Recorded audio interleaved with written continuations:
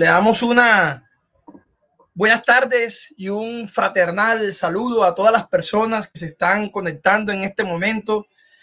Una bienvenida a una emisión más de nuestro programa semanal de textos y pretextos. En esta oportunidad que contaremos con la poeta argentina Carolina Zamudio, pero vamos aquí primero pues a saludar a mi contertulio de siempre. Camilo, muy buenas tardes.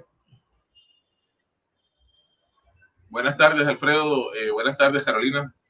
Buenas tardes a la gente que está conectada a esta hora.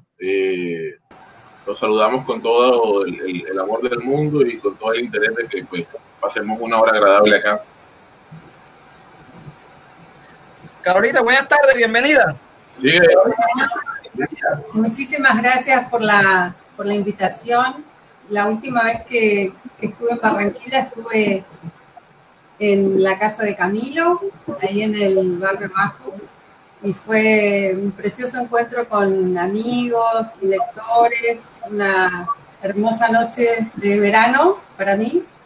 Ahora hace mucho frío en Montevideo, pero bueno, aquí estamos al calor de los amigos. Bueno, bienvenida como siempre. Entonces, sin más preámbulo, vamos a presentar a Carolina Zamudio. Pues Carolina nació en Curuzú, Cuatiá, Argentina. Es poeta, ensayista, magíster en comunicación institucional y asuntos públicos. Ganó en su país el premio universitario siglo XXI del diario La Nación y la Corona del Poeta, y también el premio Senado de la Nación en el 2017. Creó y dirige actualmente la Fundación Esteros y la revista del mismo nombre. Actualmente reside en Montevideo. Publicó Seguir al Viento, La Oscuridad de lo que Brilla, que es bilingüe en español e inglés, y también pues textos tuyos están suyos en la antología Doble Fondo, Rituales del Azar, Teoría sobre la Belleza, La Certeza sobre el Sol, y dentro de poco saldrá a la luz su nuevo libro de manera virtual, que es El propio río. De igual manera, se editará en Italia su poemario Vértice, que será pues también una versión bilingüe en español y también en italiano. Además de eso, pues Carolina ha participado en diversos festivales de poesía a lo largo del mundo. Carolina, cuéntanos algo, ¿cómo fueron tus comienzos con la poesía? ¿En qué momento, pues de pronto pues ya tenías esa sensibilidad, esa observación de la naturaleza, qué sé yo, pero en qué momento empezaste a borronear tus primeros poemas? Bueno, mira, en realidad eso, digamos, los comienzos supongo que fueron en mi adolescencia, cuando empecé a leer un poco más, y sentir que tenía como una, sí, me gusta la palabra que usas, ¿no? Como una sensibilidad especial con la palabra, y no especial por como dándole un valor, sino como una inquietud con eso, ¿no? Y bueno, ahí fue que decidí estudiar periodismo y me fui a vivir a Buenos Aires.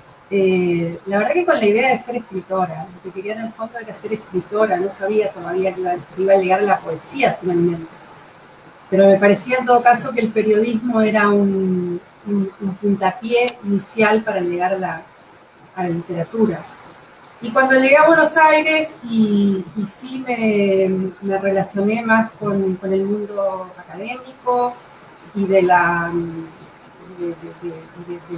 palabra a través del periodismo, digamos, ahí sí me puse a escribir un poco más.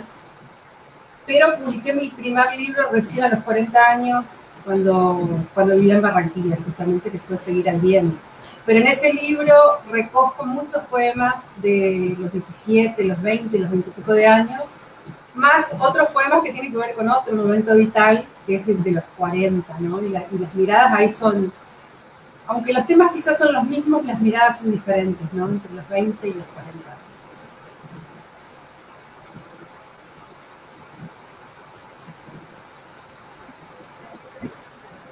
Listo.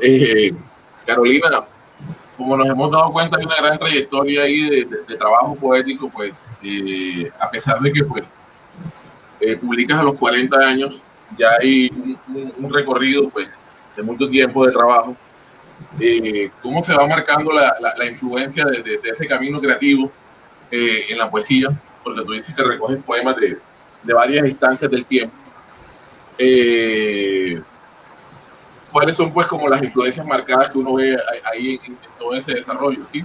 Paralelo a la carrera del periodismo, estás escribiendo. ¿Cómo se da ese proceso? Mira, ¿Sí? Yo creo que las influencias principales. Sí, yo creo que finalmente es, digamos, ese consenso entre el periodismo y la literatura, como caminos que van paralelos y en algún momento se juntan, se da recién, digamos, en el momento, el año pasado, cuando creo la Fundación Esteros, que supongo que luego hablaremos un poco de eso, y también Claro. con Luis Fernando Macías, decidimos editar una revista digital juntos, también la revista Esteros, que tiene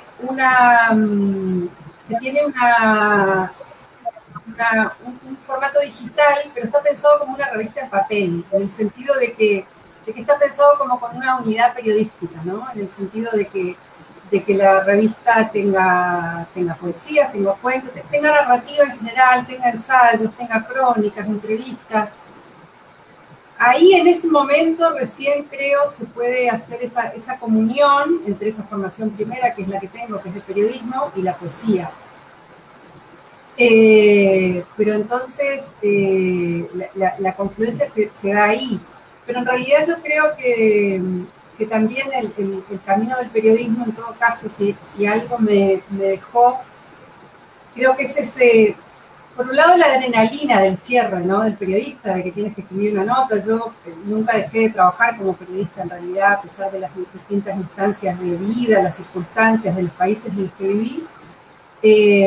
Pero en todo caso, cuando me volqué de lleno a la literatura, cuando dije, bueno, voy a empezar a publicar, y entonces ahí salió un montón. O sea, por eso hay tantos libros que salen juntos. Juntos no, seguidos, digamos, consecutivos. Creo que el trabajo del periodismo me dio, como ese, no sé, rigor, podría decir, sería una linda palabra, que es bastante curiosa, relacionada con la poesía, pero en todo caso el rigor en la edición, el rigor al momento de mirar un texto con más calma, de superar la fase creativa, pura, intuitiva, y mirar el texto más como una cosa que ya no pertenece a uno, sino que uno tiene que tener una mirada un poco más despojada, en perspectiva, como para que sea un producto que tenga una unidad, ¿no? Como para llegar a ser un libro, digamos.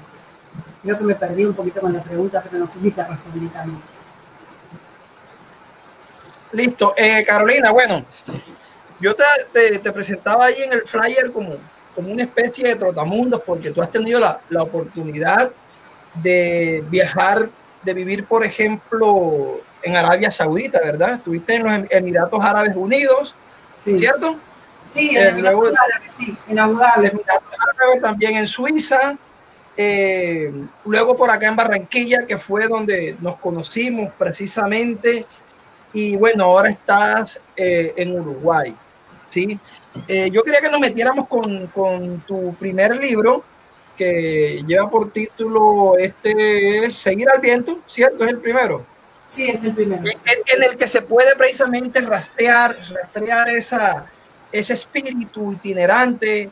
De hecho, tienes un poema que se llama Abu Dhabi, otro que se llama, donde mencionas el trópico, pero donde se ve reflejada precisamente esa itinerancia. ¿Qué tanto han influido esos viajes, de pronto tú para ampliar tu mirada, tu percepción, y cómo has utilizado eso en la creación de tus poemas? Mira, hay una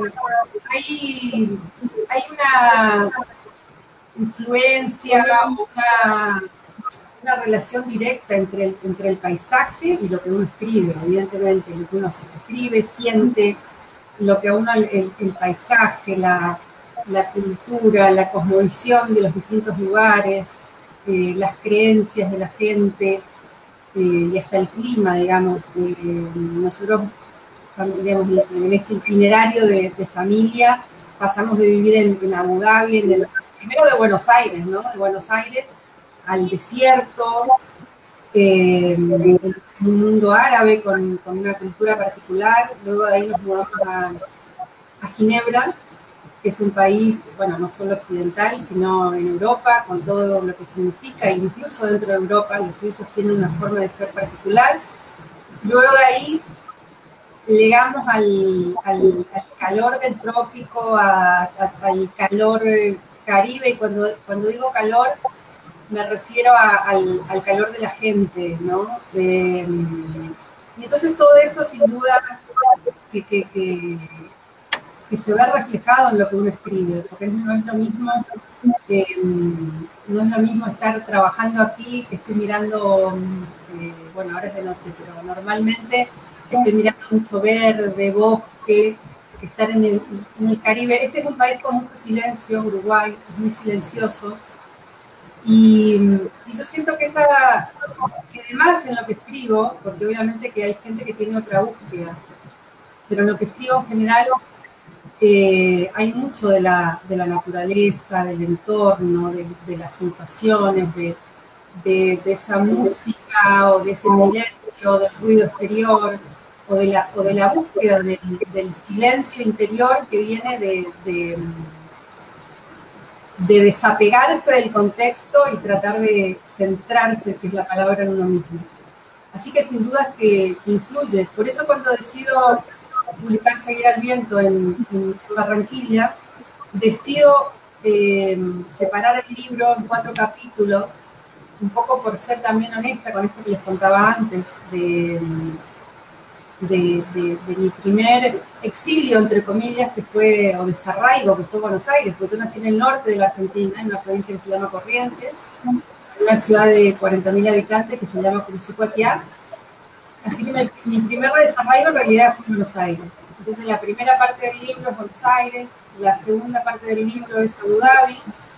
No hay referencias de repente puntuales a las ciudades, pero sí como un estado de ánimo frente al paisaje que uno tiene alrededor.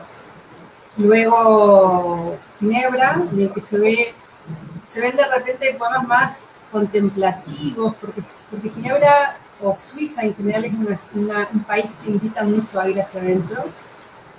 Luego como no sé por qué en este momento me sale furia, ¿no? Pero creo que tiene que ver con esa ebullición caribe que se manifiesta en tantas cosas. Y bueno, hasta ahí fue Seguir al Viento. Hay muchísima conexión, creo yo, entre la circunstancia vital y la creación de alguien que escribe. Y eso uno lo puede ver, por ejemplo, yo pensando en algunos poetas argentinos, como en el caso de Bocanera, por ejemplo. Bocanera ha vivido en otros países y uno puede ver muy claramente que no es una persona que escribe desde Buenos Aires, que es donde vivió en el último tiempo, donde sigue viviendo, sino que incluso en el uso del lenguaje va incorporando cosas que tienen que ver con los lugares y los países donde él vivió. Y eso es innegable, son cosas que son indivisibles.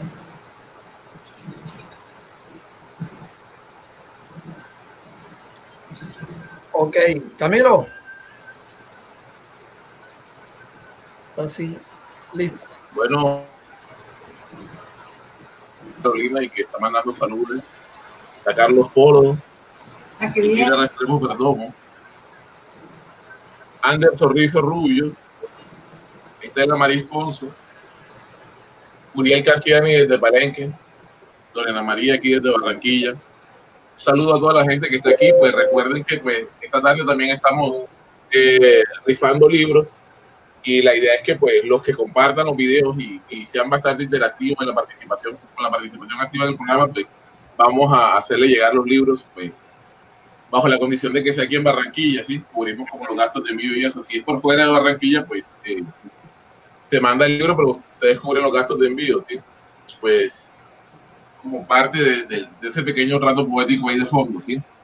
Entonces, un saludo para toda la de la audiencia que está ahí conectada y pues, Carolina, ahora que estamos hablando un poco de seguir el viento como tal, ¿sí?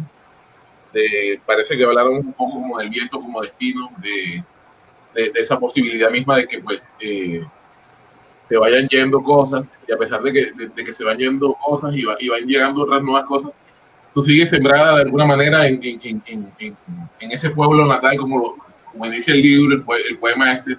De fondo, pues, hay un poema que me gustó bastante y que pues muestra como parte de todo ese ciclo, de fondo, que es el poema Ritos, ¿sí? Sí. Como hablando de unos ritos que van, que vienen, que se pierden, y ritos que ¿qué queda de la poesía en todo ese entorno de veleta, de viaje? ¿Qué queda de fondo, pues, más allá de esos ritos que se repiten y que se preservan como tal, ¿sí? Mira, yo creo que ahí está todo. Yo creo que, o sea, no soy muy original al decir esto y discúlpenme, pero antes quiero saludar a Carlos y quiero saludar a Estela Maris Pons, que nos mira desde Concordia, Argentina, que Concordia está en Entre Ríos, que es una provincia lindera con la mía, al norte del país. Yo iba a decir que sí, que hay una ¿cómo decir? Una cosa inaugural muy fuerte que tiene que ver con los orígenes, ¿no? De hecho, por ejemplo, hay Rituales del Azar, el libro que se publicó en Francia, toma en el título del libro algo que está como muy relacionado con esas cosas de infancia, ¿no? Con los rituales de infancia, con el patio, con la misa, con la casa de los abuelos, con esos rituales de las vecinas, de la vecina, que tienen que ver con esa cultura que nos conforma, porque no es lo mismo haber nacido en la costa Caribe que haber nacido en el norte de Argentina, a pesar de que desde ya uno comparte un montón de cosas. Pero yo creo que finalmente esas son las cosas como fundacionales, ¿no? Con el paso del tiempo uno se da cuenta que siempre vuelve a eso, ¿no? De hecho, el libro anterior, digamos, el último libro que publicaron en Colombia mío, en Medellín, se llama La timidez de los árboles. Y en realidad si uno mira, digamos, si yo pudiera hacer el trabajo de crítica de mí misma, que obviamente no lo voy a hacer, la presencia del árbol es una cosa muy, muy, muy fuerte. El árbol, los aromas de infancia, los abuelos, y es algo que ya que estábamos hablando de los viajes y de lo demás, es algo que yo recupero un poco con la vuelta al Río de la Plata, porque Montevideo es una ciudad muy pequeña y en algún punto, bueno, es una frase dicha que Argentina y Uruguay son hermanos, pero en realidad las costumbres es cierto. Y mucho más Montevideo con la zona en la que yo vivo, porque Argentina es un país extensísimo, pero yo acá en Montevideo estoy muy cerca de mi pueblo en realidad, ¿no? Entonces eso es como la vuelta a las raíces.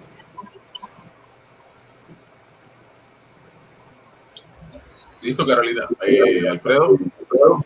Bueno, Caro, antes de pedirte que nos leas un poema por favor, de este libro Seguir al Viento, le informamos a la gente que aquí también estamos dejando aquí un enlace, ¿verdad? Un link donde pueden encontrarlos en Calameo, los poemas de Carolina Zamudio, y aprovechamos en este momento pues para anticipar un poco la programación que tendremos en las semanas próximas.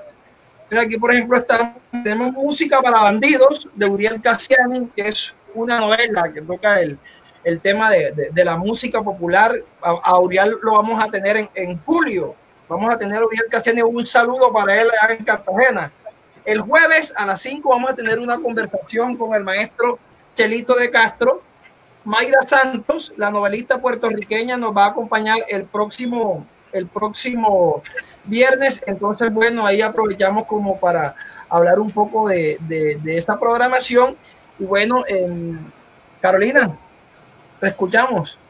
Sí, bueno, yo quería decir primero, la verdad que lo tengo en memoria porque es una especie de verso que abre el libro, que es una especie de epígrafe, o sea que en realidad es lo primero que me han publicado, que dice: Buenos Aires me florece lapachos y palabras solo porque alguna vez con devoción provinciana en Curuzú me sembraron.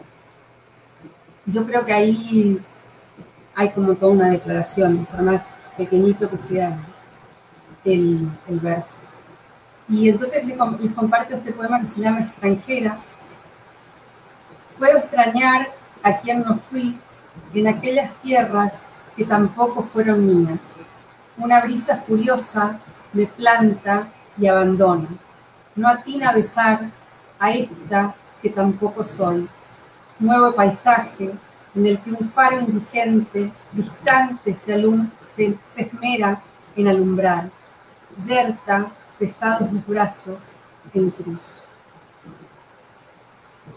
Y este poema, a pesar de todo lo oscuro que pueda tener, fue escrito en Abu Dhabi, en Barranquilla, en Puerto Colombia, más concretamente.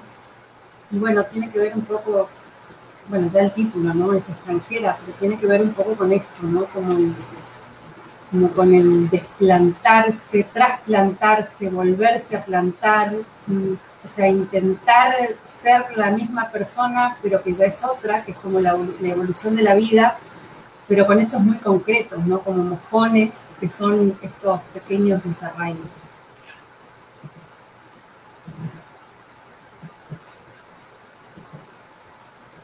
Bueno, una última pregunta de esta parte. Nosotros, bueno, ahí en tu poesía, te comentaba ahorita antes de que nos fuéramos en el en vivo, se nota también la presencia de la pintura, de cómo vas utilizando recursos del mundo pictórico en la construcción de tu poética. Y por eso yo te preguntaba a ti que si pintabas, y tú me respondías, bueno, este cuadro que tenemos que está atrás es mío, no pinto con pretensiones profesionales, pero la pintura siempre ha estado allí. Lo que más me ha influenciado ha sido la música, nos decías. ¿Qué nos puedes decir eso? ¿De qué manera la música alimenta tus poemas más allá de qué te diría yo, del ritmo o de la entonación que se va construyendo verso a verso, y algo que se ve más, sobre todo en un libro como es La timidez de los árboles, que todavía no vamos a hablar de él, pero que se va viendo como de pronto tirar un verso largo y luego tiras una palabra y luego otro verso largo, pero más allá de esa musicalidad del poema, ¿de qué manera la música ha alimentado, te ha nutrido o ha nutrido tu trabajo poético? Yo creo que simplemente no percibo la vida sin música. O en todo caso, la única manera en la que percibo la vida sin música es con el silencio. Y entonces quizá desde ese silencio nace la poesía. Yo creo que sí, relacionado con la pintura, yo te contaba que hay ahí atrás, no sé, un cuadro sin terminar, porque además eso suele pasarme. Me han dicho algunas veces cuando alguien escribe alguna crítica sobre un libro, o que hay como una tendencia así a pararse en el detalle, como acercar el foco, ¿no es cierto? Como mirar de una forma muy, muy pictórica, justamente, como si uno fuera a pintar eso que está viendo, pero con palabras, desde la propia mirada, por supuesto.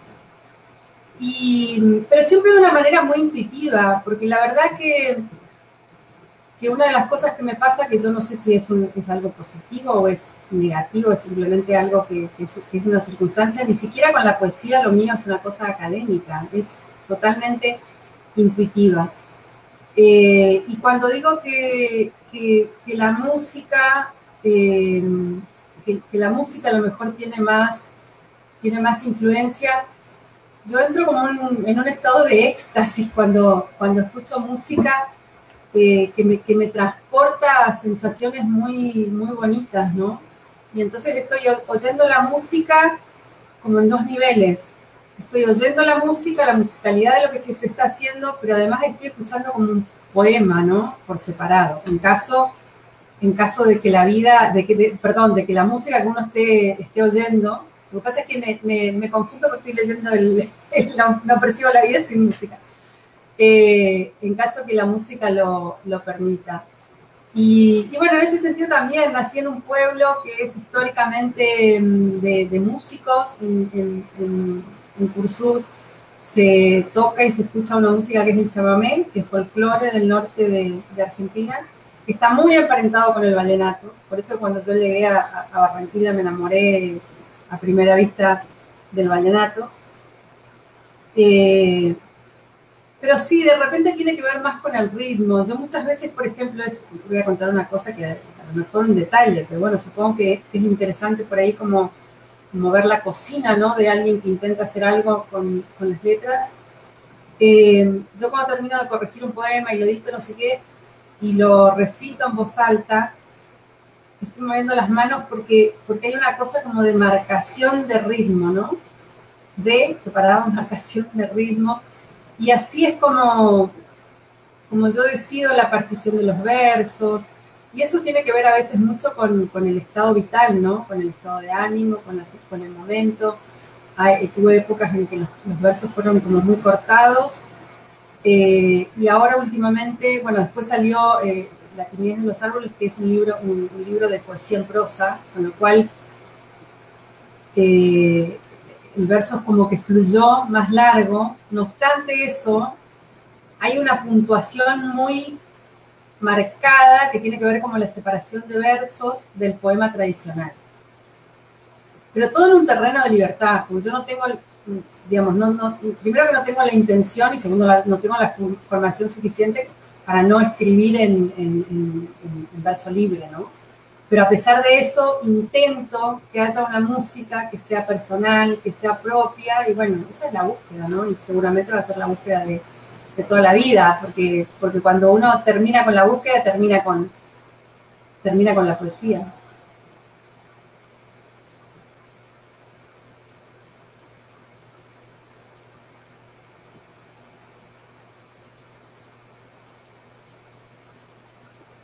No te oigo, Camilo.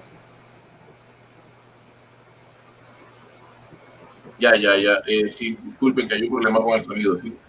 Seguimos saludando a la gente que sigue conectada. Poeta exiliado que nos escribe desde Cali, Hanel Villanueva. Los invitamos a que interactúen en la página. Pueden hacer preguntas para el final de la tertulia. Recuerden el concurso del libro. Sí. Carolina, podemos el salto, porque pues ya estamos yendo como de un extremo al otro cuando hablamos de seguir al viento y de la timidez de los árboles, pero miremos el libro de ese intermedio que está ahí, que se llama La oscuridad de lo que brilla, ¿sí? Que pues a la vez parece que tuviera mucha distancia, pero es bastante cercano. El título de pronto, pues hay un juego ahí como una especie de oxímoron. Me recuerdo un título de Piglia, que cuando fui a Argentina intentaba, pues, o cometí el error de rememorar varias cosas que veía en el libro y las comparaba. Muchas cosas eran posibles, otras cosas no, pero sí hay una evidencia ahí de un cambio de un libro a otro, pero sigue habiendo como una conexión existencial ahí dentro de ese mismo marco, ¿sí? Yo percibo el libro de Seguir al viento como bastante existencial de cierta manera, ¿sí? Entonces, digamos que pues a pesar de que nos estamos distanciando ya entre un libro y el otro, siguen persistiendo algunos elementos en la poética como tal, ¿sí? ¿Cuáles son esos elementos que perviven ahí de un libro a otro y que se van a ir evidenciando en todo el marco mismo del proceso creativo tuyo, ¿sí? Sí, sabes que algo curioso, creo yo, es que, bueno, acá lo tengo, la oscuridad de lo que brilla. Bueno, ahí tengo. Me acuerdo de cuando se lo mostré a Miguel Iriarte, lo primero que me dijo es que era curioso justamente que en el brillo del Caribe yo escribiera sobre la oscuridad. Y ahí, ya que hablas de Piglia o de tu viaje a Argentina, lo que yo creo, y no me quiero, no me siento con la autoridad como para demarcar al argentino o decir la característica del argentino, pero como dice una canción muy vieja de la Versuit de Vergarabat, el argentino va todo el tiempo del éxtasis a la agonía.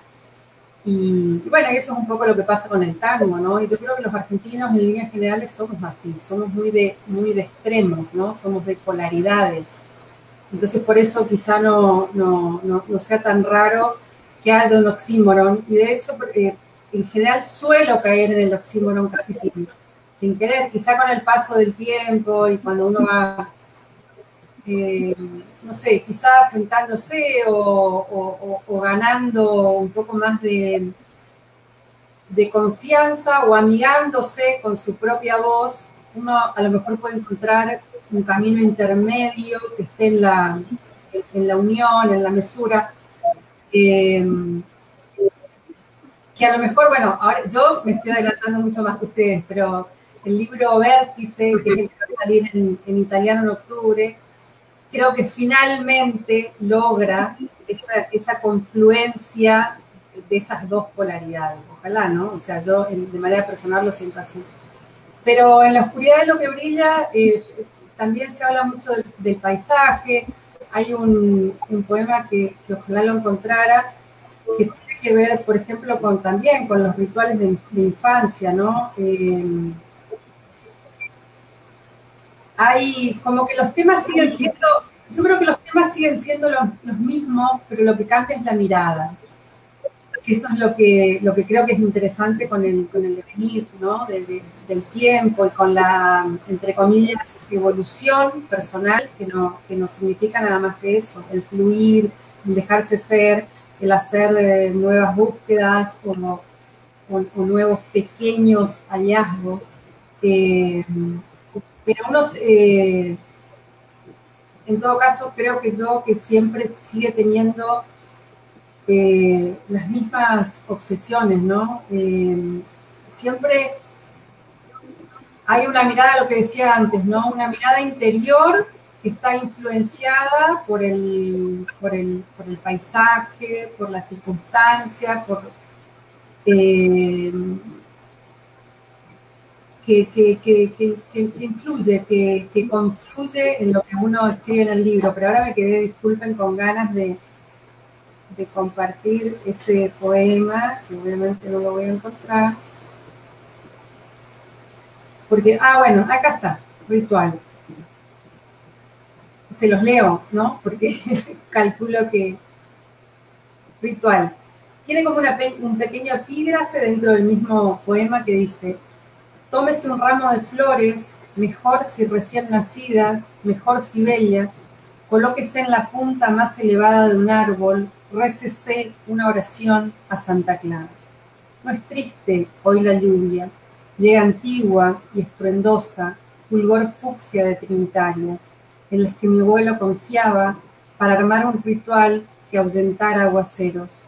Tanto ha cambiado el mundo desde entonces que la trinitaria se declara inmune, añeja, y aunque mude calendario y flores, como mi abuelo la lluvia inunda alguna vez y ya nadie queda que organice una huelga.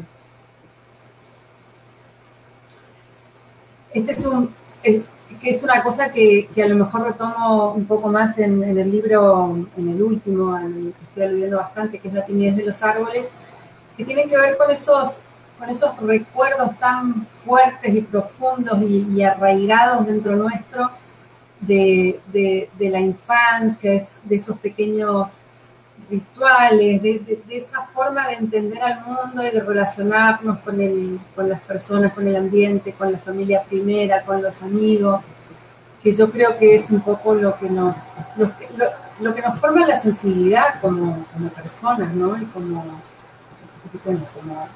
poetas, ¿no? Supongo. Eso te iba a decir yo, Carolina. Pues empezamos hablando en un momento de tu espíritu itinerante, ¿cierto? Y que precisamente acá en Barranquilla fue donde tuvimos la oportunidad de conocernos en esa casa con esa vista maravillosa hacia el mar, en la que tú vivías por acá por Salgar, antes de Prado Mario, donde tuvimos la oportunidad de tomarnos unos cuantos vinos. Entonces yo empezaba hablando como esa itinerancia, porque en tu poesía se va viendo precisamente ese espíritu cosmopolita, ¿verdad? Que va sabiendo aprovechar los lugares por donde va pasando para ir tomando diversos elementos. Y ahora que tú hablabas de Trinitaria, yo también me remití a tu último libro, que es La timidez de los árboles. Voy a aprovechar aquí para compartirle a la gente el link donde podrán leer poemas de este libro, que está prologado por Juan Manuel Roca, y son unos poemas en prosa. Yo llamaría como cuadros, porque son personajes que van apareciendo, retratos, y donde se va viendo precisamente eso, ¿no? La presencia de la memoria. Yo diría que son poemas proustianos, aunque a diferencia de Proust, no es el paladar lo que despierta la memoria, sino en algunas ocasiones el sonido, como en el poema de la niña, donde es el sonido de los grillos en la noche el que va conectando a la mujer con su pasado, y en ese momento recupera el patio de su infancia, sus primeros besos, sus juegos, pero todo de una manera en que nosotros vemos que hay una exploración en el subconsciente, una asociación de los recuerdos que no se van hilando de manera lógica, pero sí que van mostrando ese recuerdo, esa vuelta hacia atrás, como lo dice precisamente una parte del poema de la niña. Dice: lo que se recupera íntegro al caminar alguna vez al patio de atrás. Entonces yo veía eso, veía otra vez la aparición de las trinitarias, y yo decía, bueno, aquí está otra vez el Caribe, porque las trinitarias es la denominación caribeña de la bugambilla. En Argentina la trinitaria tiene otros nombres, pero las trinitarias son esas flores que sobre todo acá en la costa embellecen, además de ser resistentes al calor, impactan con sus colores fucsias a cualquiera que tiene la oportunidad de ver ese emparrado, ¿no? Entonces yo conectaba cuando te escuché hablar de la trinitaria, pero más que todo quería que nos hablara, ya que entramos en la timidez de los árboles, sobre eso, sobre la presencia de la memoria en un libro como La timidez de los árboles, y ojalá al final nos puedas también pues compartir un poema de paso. Claro. Y perdón, antes que todo queríamos saludar a Sara Har, un cordial saludo para ella, y seguimos invitando a la gente a que nos comente, a que comparta el video, y bueno, como decía, los libros los estaremos regalando, los estaremos sellando con base en ese criterio, ¿no? Entonces, adelante, Carolina.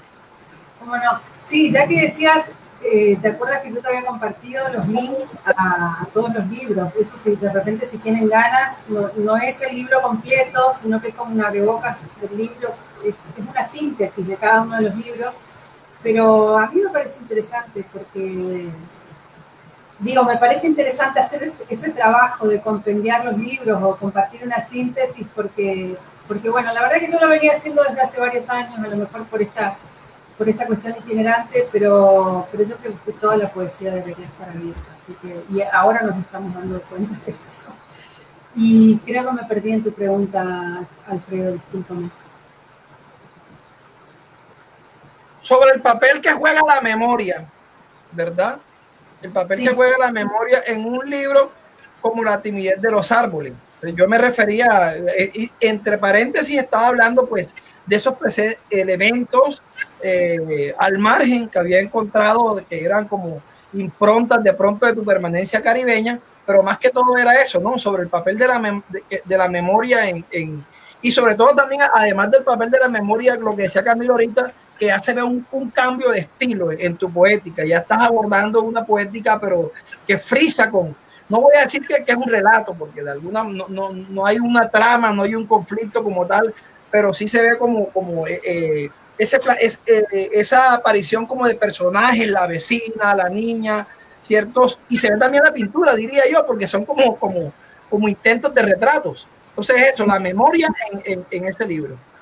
Sí, sí, yo creo que bueno, en lo personal, digamos, lo que tiene que ver es soltar la pluma, por llamarlo de alguna manera, y después yo les decía eso, ¿no? De lo que hablaba antes, de que el verso se va haciendo más largo, y sí, indudablemente hay una vuelta en la memoria. De hecho, ya que hablábamos de idas y de vueltas, y hoy que estamos anclados, no en París, sino en cada uno de los lugares en los que estamos anclados, siempre esos viajes, esas idas y vueltas,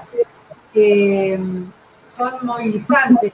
Y el primer poema, que digamos del libro, es un poema, o incluso, bueno, algunos críticos dijeron que en realidad La timidez de los árboles podía ser visto como un poemario, o podía ser visto también como una novela corta, ¿no? En el sentido de que los personajes de los que hablabas, dialogan entre sí, porque está la niña, la mujer, esa mujer que se ve niña, recupera o rehace su historia desde su mirada y desde su perspectiva de mujer actual.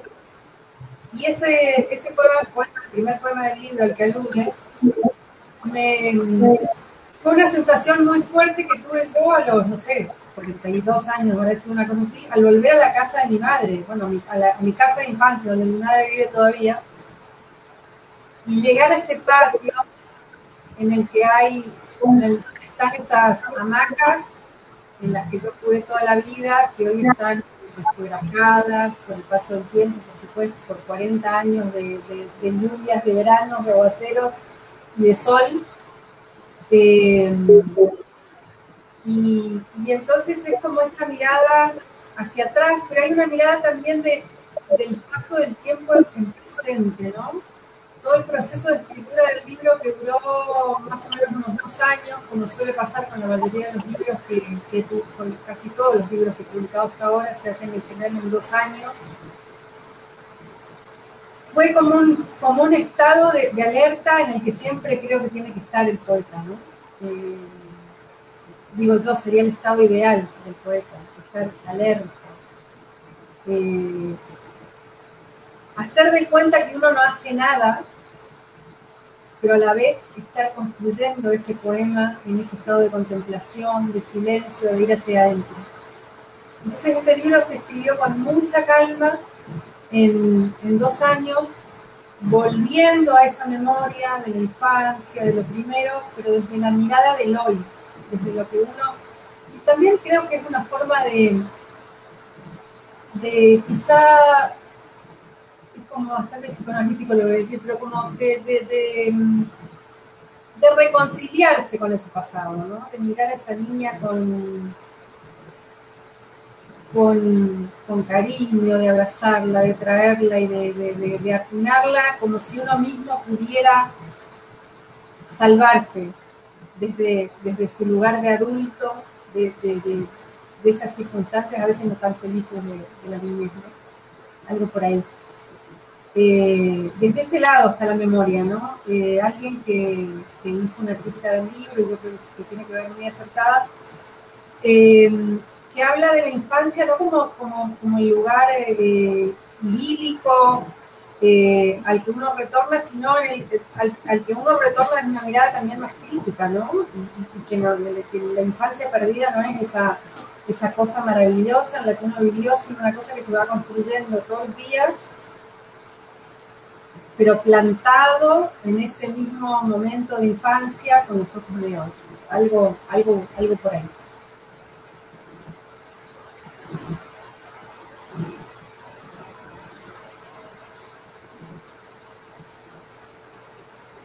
Sí, la infancia es, como dice Cioran, un pequeño paraíso, ¿sí? Cada vez que él remembraba un poco la ciudad rumana en la que nació, en Sibiu, por ejemplo. Ahora estábamos hablando un poquito como de anclarte, ya como de estabilizar un poco el viaje, ¿sí? De pensar en un lugar, no sé, una casa como una especie de ancla, ¿sí? De nuevos proyectos, ¿sí? Quiero que nos cuentes un poco sobre la Fundación Esteros, que digamos que pues es el proyecto visible en el que estás enfocado ahora, y pues que le cuentes aquí a la audiencia barranquillera pues en qué consiste la Fundación Esteros, cuáles son los objetivos de este trabajo como tal, ¿sí? Sí, con gusto. La Fundación Esteros nace como un proyecto de divulgación de la literatura. El fin principal de la Fundación es otorgar 2 becas de residencia al año.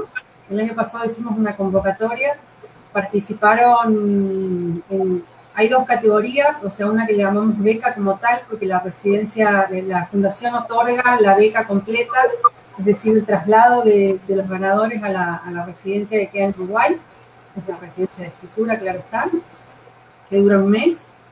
Y hay otra modalidad que es residencia solamente, porque el escritor se gestiona sus propios tiquetes y la fundación se hace cargo de la residencia y de cierto estipendio económico y de todas las actividades que va a hacer el poeta ganador. Participaron en cada categoría más de 100, no tengo los números ahora, pero 130 personas más o menos.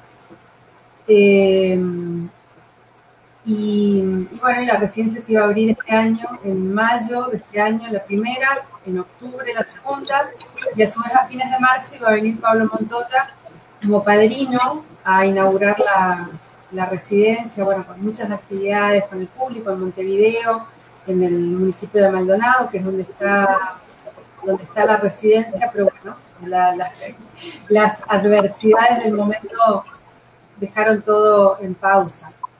Pero no obstante eso, la Fundación también tiene este proyecto que es una revista, de la que les hablé antes.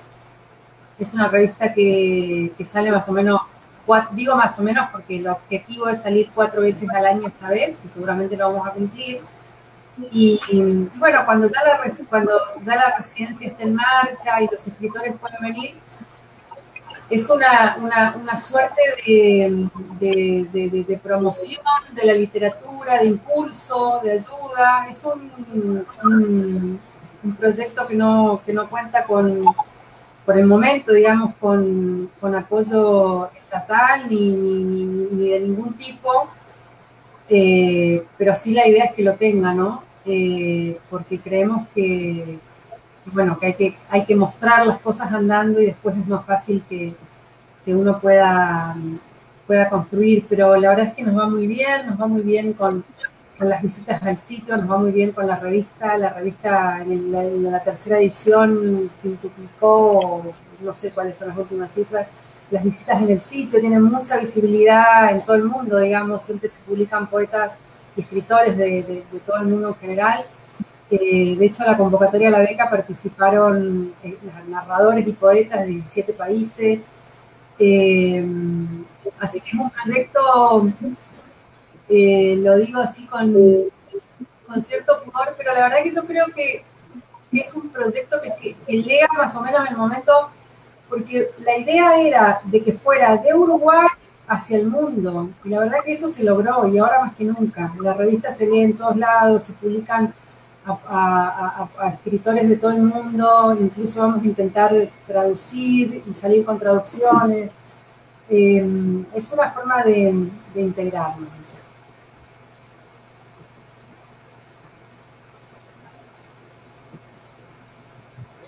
Listo, ok, bueno, sí, a nosotros nos parece importante, ¿no? Ese trabajo de gestión cultural que nosotros sabemos que no es fácil, como tampoco, por ejemplo, es fácil, lo hablamos desde nuestra misma posición como fundación cultural que asume la gestión de programas ad honorem, porque bueno, para nadie es un secreto que el sector más sacrificado con esta cuestión de la cuarentena ha sido la cultura. Villoro escribía un artículo muy, ¿qué diría yo? Muy sagaz hace unos cuantos meses, donde mencionaba ese hecho, ¿no? De que para los estados, o más bien él decía, o recordaba que no solamente de pan vive el hombre, que el espíritu también necesita alimentarse, y por lo general pues el espíritu se alimenta con esto, con la cultura, con la música, con la poesía, etcétera. Yo pues eso mencionábamos con mi esposa. Nosotros estuvimos en la cuarentena como un mes y medio encerrados, y no salíamos a ninguna parte hasta que nos dimos cuenta que podíamos dar una vuelta por el parque. Quisimos respirar, y lo que escuchábamos era eso, ¿no? Que la gente se mantenía viva era con música. En cada casa había una emisora prendida, pero eso es lo que no se tiene en cuenta a veces, ¿verdad? De que la gente también necesita un pan espiritual, no solamente un pan material. Bueno, también queremos invitar, aquí dice Elvira Restrepo, dice: Caro, me gustó la temática de la niñez vista y criticada desde la adultez. Sobre esto, ¿qué mensaje central te gustaría que percibieran tus lectores en el libro sobre el árbol? ¿Y qué mensaje expresó tu prologador, Juan Manuel Roca? Eso nos lo pregunta Elvira Restrepo Perdomo. Qué bien. Bueno, para mí fue obviamente un honor y un placer que Juan Manuel prologara el libro. Y él dice una cosa que es bonita, que lo voy a leer porque por supuesto no lo sé, pero dice: afirma Paul Valéry en su tratado de Introducción a la Poética que es extraño que alguien se esfuerce, de manera cerebral podría decirse, en observar condiciones simultáneas perfectamente heteróclitas, musicales, racionales, significativas, sugestivas, y que exigen una relación continuada entre el sonido y el sentido. A la luz de las palabras de él, resultan inquietantes estos poemas, pues músicas y significado, claridad y sugestión, sonido y sentido, tienen un extraño tamado que no puede ser racional, que por momentos más bien parecen ocurrir en la privacidad de la cabeza, si no en el encuentro con el papel, como afirmaba alguien de René Char. Se trata de ese privilegiado acto en el que las palabras no parecen buscadas para el poema, sino encontradas en él. Y yo les decía antes que a mí me gusta más hablar por lo que escribo que por lo que digo, porque por ejemplo, hay muchas crítica literaria. De hecho, me siento muy cómoda escribiendo ensayos, he hecho algunos y creo que sí, los voy a seguir haciendo, pero es difícil hablar de la propia obra, ¿no? Pero en todo caso, relacionado con este libro, que bueno, digo, ojalá los puedan compartir los enlaces. Yo creo que lo interesante es escribir sin censura alguna, escribir desde ese lugar del inconsciente en el que uno puede encontrar las formas más potentes, abrevar en el inconsciente, en los sueños, en esos sentimientos y soltarlos, ¿no? Y escribirlos y que sean.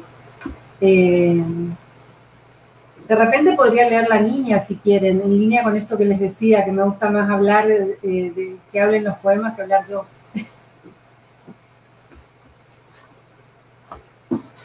Niña, le damos La Niña. Perfecto. Hablan hoy las chicharras de un universo verde, traslúcido. La niña es grande, la niña es alta, la niña es seria. Una señora seria y alta la mira y ella en sus ojos oye: eres mala. Era verde la libertad desde sus ojos. Decir no, gritar con toda la cara, trepar un muro, besar con la pasión de una trinitaria. Tenía la maldición de la belleza y la razón justo en el mismo sitio. Se escondía en las horas en que los duendes salían a espabilar conciencias y descubría la profundidad de los espejos, el olor del agua, la longitud del dolor que atraviesa toda materia. No sabía de la falta de certezas. Sentía la holgura de los pies mojados en el pasto, la humedad del amor que nacía en los besos de las amigas, escondidos en siestas.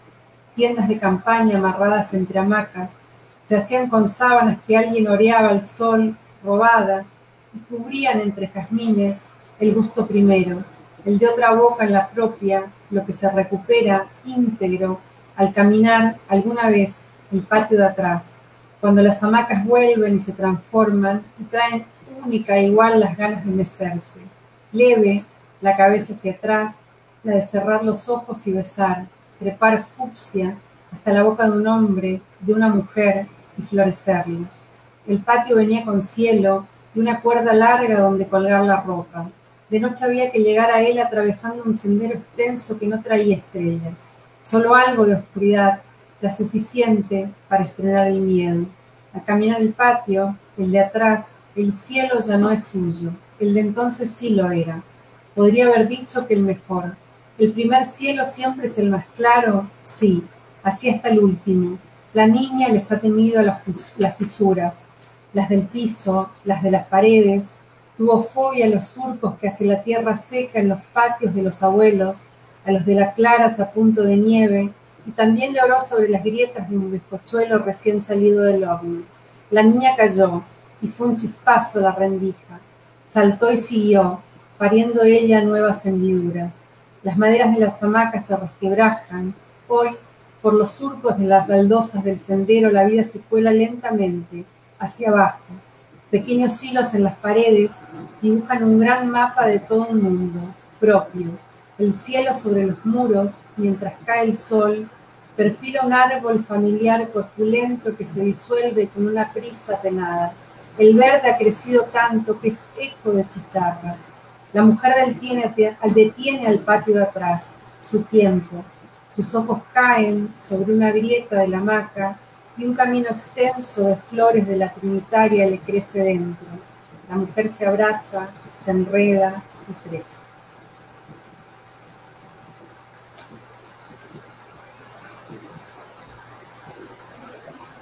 Muy buen poema. Listo. Carolina, hay un detalle que de pronto se nos está escapando un poco, ¿sí? Y ahora pues que tú estabas hablando de la Fundación Esteros y de la revista, de toda la labor que pues, se empieza a llevar a cabo, se está llevando a cabo ahora, hablabas un poco de las traducciones, ¿sí? En tus libros está como ese juego ahí armónico de poesía que se puede leer en dos idiomas, en algunos como tal, sí. Cómo mediar poéticamente con las traducciones como tal, sí. ¿Tú traduces o hay algún traductor de por medio en los poemas? ¿Y cómo pues llegar a un punto? ¿Sí? ¿Cómo llegar como un punto armónico con eso, ¿sí? Frente a lo que se está traduciendo, ¿sí? Sí. Bueno, yo creo que el punto ahí es confiar, digamos, porque no traduzco yo. Y además tampoco me atrevería a traducir mi propia poesía. Quizá alguna vez podría intentar traducir del inglés, por ejemplo, pero de otros poetas. En el caso de la primera traducción, que fue un barranquillero, justamente Miguel Falqués, el que hizo la traducción al inglés, fue un proceso muy fácil porque Miguel vive hace muchos años en Estados Unidos, pero es además traductor de varias lenguas, así que fue un trabajo de confianza plena.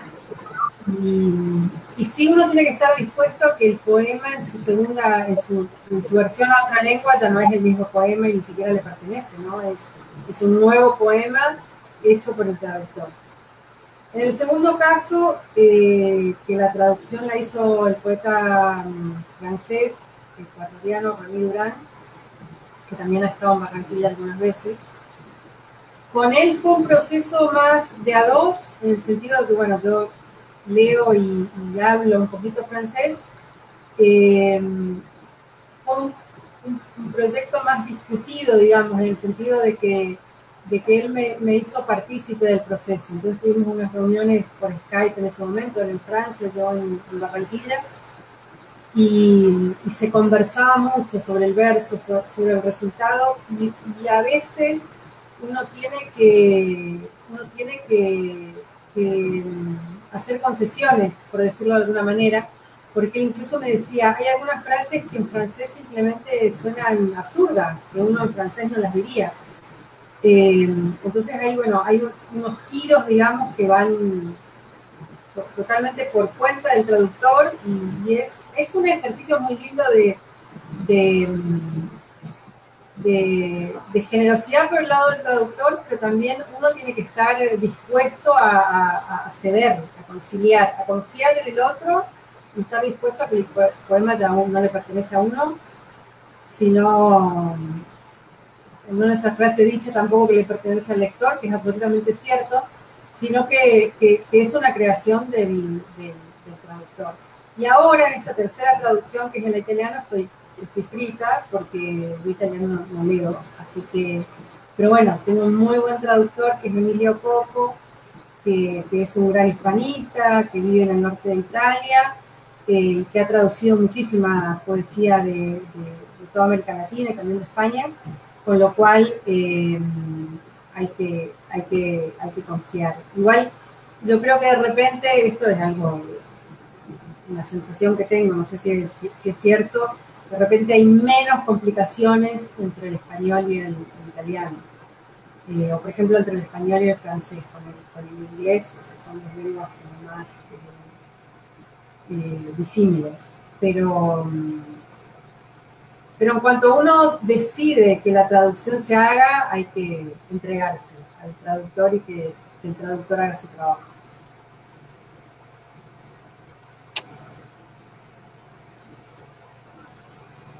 Listo, bueno, quizá una hora es poco para hablar de tantas cosas, pero bueno, aprovechamos para tocar diversos temas, de un poquito de cada cosa, ¿verdad? Un poquito de tu primer libro, un poquito de los viajes, un poquito de lo que es la influencia de la música.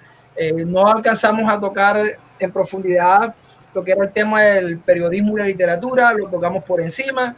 Nos hablaste también de la Fundación Esteros y bueno, pues de este libro que a mí me causó una grata impresión, que fue el de la timidez de los árboles, ese poema pues de la niña que, como decía aquí Elvira Restrepo, estaba diciendo algo, decía, bellísimo poema de la niña, vibra el paisaje y se siente el poder de la imaginación, de lo onírico en la narración. Y es de esos elementos que tú estabas hablando ahorita, Carolina, de el inconsciente, y por eso yo decía pues que sentía que era un poema proustiano, ya el hecho de cómo una sensación presente puede generar o abrir una puerta que nos conecta a nosotros con nuestro pasado, y eso precisamente se da en un estado de, podríamos decir, de duermevela, o un estado de semiconciencia en el que el pasado... Del sueño. Yo creo que disculpa, pero yo creo que uno debería escribir en estado de ensueño, porque es realmente cuando uno puede ser libre, porque si uno está como acotado por todas las convenciones sociales, de la lengua, de lo que fuera. Entonces, cuando uno escribe, yo me acuerdo que hay una cita de una entrevista a María Mercedes Carranza que decía que ella siempre escribía en novela, y en todo caso hacía la edición de Vía, ¿no? Y bueno, ese es más o menos el proceso que uso yo. Yo escribo de noche mayormente y corrijo de día. Y entonces sí, es un estado de duermevela. Y creo que ese es el terreno de la libertad, ¿no? Y qué mejor cosa que la poesía se haga en un estado real de libertad. No, y por eso te decía que a mí el poema me recordaba a Proust, porque pues hace una semana que estábamos hablando de Proust, que todo ese viaje que hace el narrador de En búsqueda del tiempo perdido durante 7 libros, empieza con una reflexión sobre el sueño. Son 5 páginas en el que alguien está hablando sobre el sueño, pero en realidad lo que está diciendo es que el sueño es un terreno fértil que nos prepara a nosotros, que es que tiene una lógica propia, distinta a la lógica cartesiana, en que funciona pues el pensamiento, de ir organizando enunciados con un nivel de coherencia. La lógica del sueño es más la lógica de la asociación de las imágenes, de transiciones que parecieran ser abruptas, pero que tienen su propia, van armando su propia coherencia, van hilando su propio discurso, que es lo que ocurre en la niña, ¿verdad? Por eso la poesía necesita, para que cause el efecto, necesita contar con la cuota que debe tener el lector, que tiene que ver con la disposición anímica apta, la sensibilidad idónea para pues poder penetrar en ese mundo que le está proponiendo el poeta. Bueno, Caro, ¿qué tal si para ir cerrando nos lees, no sé, 1 o 2 poemas de los que te guste, que nos, pues, para cerrar con poesía como se debe? Cómo no, con gusto. Ya que hablábamos, voy a leer 2 poemas inéditos del libro Vértice, del que ya está traducido al italiano. Este es uno de los primeros poemas escritos en Montevideo, el primero que les voy a leer, y el segundo, es uno de los últimos escritos en Montevideo, así que con todo cariño y bueno, y gratitud para con los dos y para con la gente que nos esté escuchando. Letanía del sauce. Aquí vive un sauce llorón que ha inventado un río. El jardín quiere renacer a las 6 de la tarde, cuando los habitantes pisan la casa vacía. Aquí abunda el abrigo de un vergel, rosas, madreselvas, un tero que inaugura en paso y duda nuevo comienzo. Partido en 3 colores, vibrante late el cielo. Aroma de abuelo se evoca el jazmín. Estoicas las tunas rompen la perfección del agua. Aquí el mundo es perfecto, tiene la dulzura curva de las pestañas de una niña. La enredadera ya no vive, enamorada del muro. La quietud y el silencio bailan melodía antigua. Las almas temblorosas de las plantas secas recuerdan caricia del agua. La huerta otras manos sueñan y esperan. Aquí algo baja, tenue, marejada y redil. Es de tarde, lo saben, los relojes, las ramas, los recién llegados salen, renacidos, podría decirse en ronda, a celebrar la caída del día. Van camino de la corriente, ellos mismos son el río.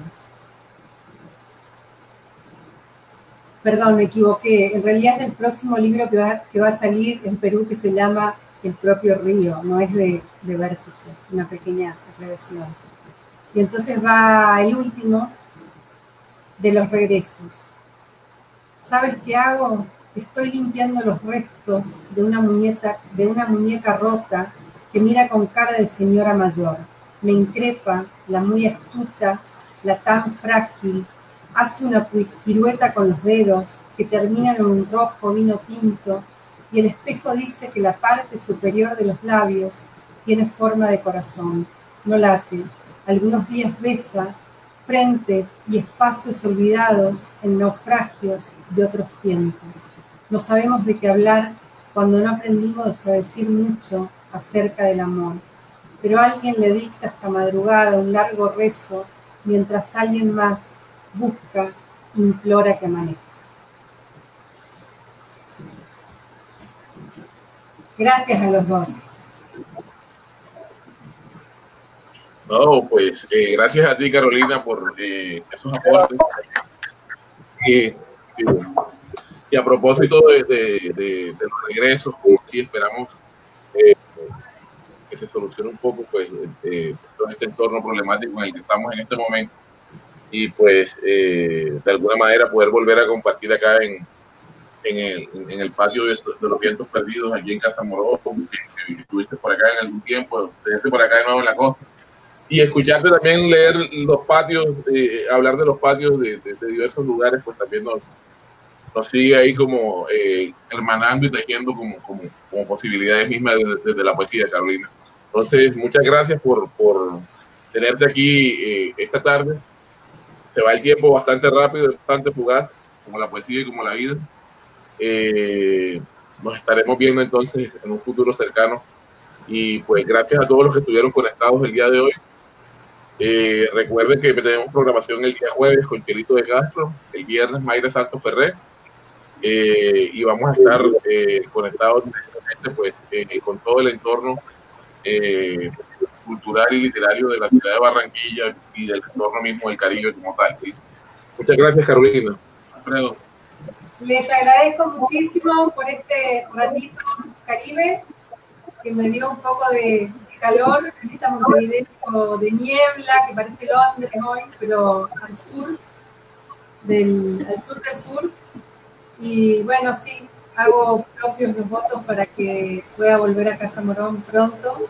Hasta ahora, cada vez desde que estoy aquí, una vez por año fui a Colombia y este año temo que no pueda cumplirse, pero esperemos que suceda pronto. Bueno, sí, yo también quería, pues, agradecer a todas las personas que nos acompañaron. Elvira Restrepo, muy atenta. Ese libro es de Elvira, creo yo, Camilo, que es la que más ha estado, pues, comentando. Hacemos claridad de que el libro que vamos a regalar no es un libro de Carolina, sino tenemos un libro de la Fundación Letra Clave, tenemos otro libro. ¿Qué otro libro tenemos por allá? Bueno, ¿es sorpresa o...? No, hay dos libros de la Fundación Letra Clave para regalar, ¿sí? Entonces, estaríamos ahí, igual pues es una grata sorpresa que le llegue el libro a uno a la casa, y sobre todo los libros de la calidad y la factura de los que estamos trabajando. Entonces, pues, un saludo a Elvira Restrepo Perdomo. Ahorita para el interno le tomamos los datos y estaremos en comunicación directa con ella para hacerle llegar los libros de la Fundación Letra Clave. Entonces, pues, como dicen por ahí, que el que mucho se despide. Me estaba despidiendo yo. Me estaba despidiendo. Ajá, sí, quería recordarle a Anderson también, que ya le dimos la dirección de la casa de Camilo, para que pase por los los libros que se ganó, que fueron, pues, uno de la fundación y el otro, creo que es el de Fabiola Costa, ¿verdad? El libro de poemas. Entonces decía que le estaba dando gracias a la gente que se ha conectado desde diversos lugares, y también gracias a Carolina por su amabilidad, por regalarnos este momento tan agradable para nosotros. Acá en Colombia es una locura con el día sin IVA, porque la gente se ha desbordado a comprar en los centros comerciales, en los almacenes, bueno, cada quien en lo suyo. Pero lo que quiero decir es que estos espacios que no son para multitudes, porque quisiera uno que tuviera el mismo poder de convocatoria que los striptease en vivo, o con otro tipo de transmisiones más fáciles de digerir, pero que realmente convoca a personas que realmente necesitamos este alimento espiritual, porque créeme que nosotros pues salimos reconfortados por la palabra, y es una tarde diferente, pues que no sé, que si estuviéramos en estos momentos empujándonos, dándonos codazos en la fila de un centro comercial. Entonces, un abrazo para ti, Carolina. Muchas gracias por acompañarnos, y como dice Camilo, ojalá podamos tenerte nuevamente por acá en Barranquilla para poder compartir. A mí me alegra muchísimo que nosotros hayamos sido los que fuimos, pero hayamos sido los que estamos metidos en casa y no con la locura fuera sin IVA. Así que les deseo lo mejor y sigamos estando de este lado. Bueno, un abrazo. Bueno, chao. Un abrazo para todos.